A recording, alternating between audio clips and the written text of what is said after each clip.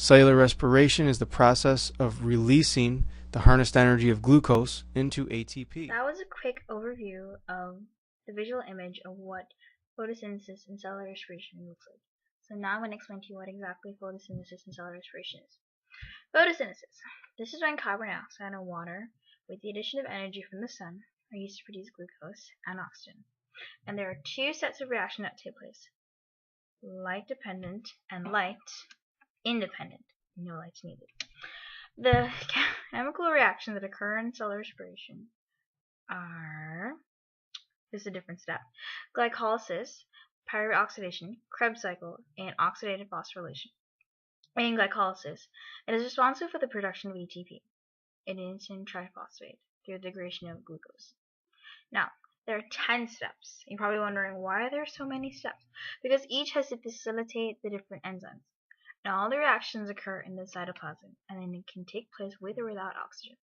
Now, glycolysis, it uses glucose, 2-PI, 2-ADP, and 2-NAD to produce 2-pyruvate, 2-ATP, 2-NADH, 2 hydrogens, and 2 water molecules.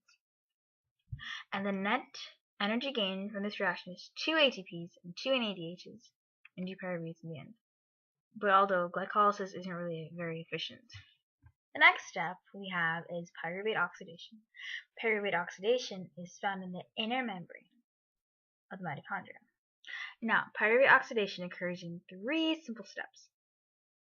The pyruvate is oxidized, so it goes from 3C to 2C acetyl, and then you're going to have a carbon atom that is released as a result.